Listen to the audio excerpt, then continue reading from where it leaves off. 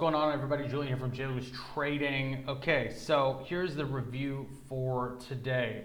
The market was off its hinges. It was crazy on fire, and a lot of the stocks that we were picking and talking about pre-market did a very good job of playing out in the actual cash market, especially in the first hour of the market. Now, full disclosure, there are a couple stocks that I was looking at that I only took a short ride on, and then when I left the market, the balance of the day was fire.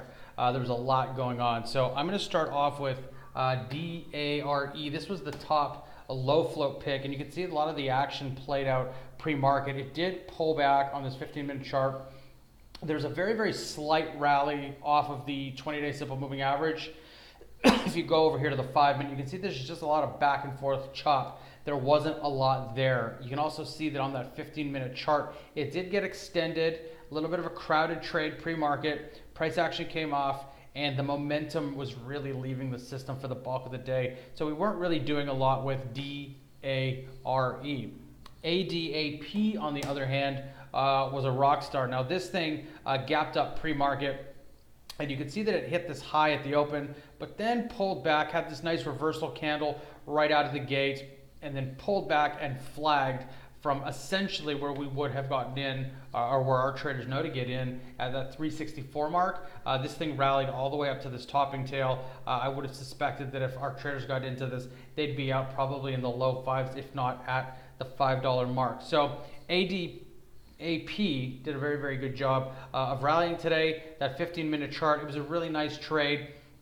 Held that 20-day simple moving average, and just it moved all day, and then sort of faded in the back portion of the session. So for all of the low flow traders out there, the guys that were trading these sub $5 stocks, kudos, you did a fantastic job. A lot of the people in chat were talking about some of these stocks that they were hitting, so you all did a great job. And then for everybody else that was trading the options, my number one pick pre-market was a toss between Lululemon and Tesla. Now Lulu was coming out this morning, and it was trading. It had a higher percentage gain than Tesla, but Tesla was trading on higher volume. And so I followed that, and I was working with that higher volume process. And Tesla came out of the gate hard. Like it came out of the gate very, very, very hard. The options were priced pretty high. The options I was looking at were about $12.5 to $13.5, I want to say, and I was looking at weeklies at the money. Now Tesla, I actually ended up passing on Tesla. I wanted to get into this. This bar was big, and then when it sort of pulled back, I got a little bit freaked out in this area, and I stopped watching Tesla. There were a number of people that were hitting Tesla. A lot of traders I was talking to were hitting Tesla. I actually, honest to God, I freaked out on Tesla. It was a breakout play of a previous pivot high.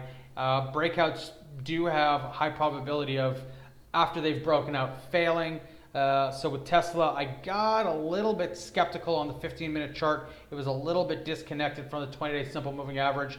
I did look at this 5-minute chart. You can see that there's the breakout line. It did break out, retest, and hold. I did mention in chat today that when price action was up in this 503 level, 502.5 level, I was very vocal about the fact that this is going to have to come back down to 498.5, and it's going to have to hold and have a retest play out. And that's exactly what happened. You can see that we had this bottoming tail right through here, bullish engulfing candlestick pattern, and it pushed higher.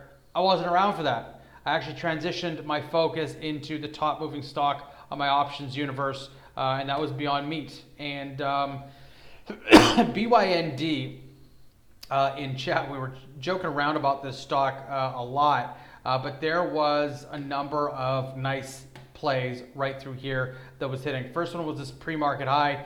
It blasted through that 102 level. It did pull back, and then I got in on the next few candles up. I was looking for at least a 3-bar play, 4 5-bar play if I was lucky.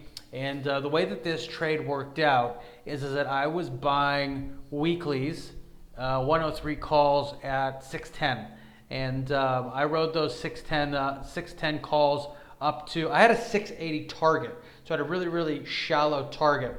Decent spread, Very volatile options, so I wanted to just sort of get in and out, boom, boom. But what evidently happened was 610 in, 6880 target, pardon me, 680 target. And as soon as the bid hit 680, it flashed to 690. From 690, it flashed to 720, 740, 750. And then what ended up happening is it went up to about, it had a 770 ask, and the bid was struggling a little bit around that 750 mark. And then it printed at 745, and I took the print, and I was out of the trade.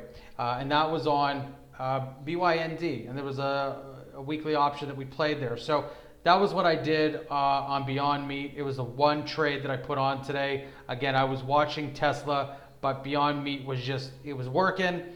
And I had a stronger focus on Beyond Meat versus Tesla. Tesla had that print, as I was talking about, and it did flag, but I was skeptical about the fact, especially right through here. I was skeptical about the fact that it broke out and it pulled back.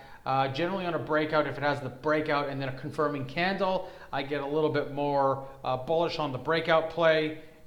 That didn't happen. It was a great trade. I mean, Tesla being up 10% intraday is massive, but it just wasn't giving me what I needed to see and what I felt comfortable trading.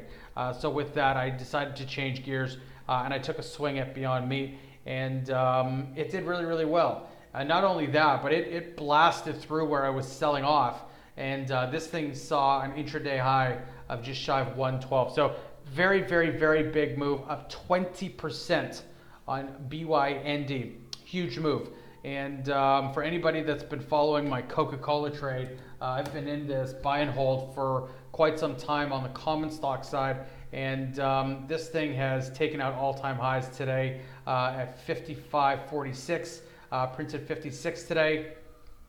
Actually, I think realistically the all-time high was up at about 55.94, I want to say. But all-time highs on Coke have been taken out, and I've been accumulating at about the 52.5, 53 mark. So doing well with that trade. So that is the trade review on the day. I am going to be posting a full review on Tesla and Beyond Meat in the library. So for anybody that's got access to the options library, by all means, check that out. If you have any questions, I'm at info@jlewistrading.com.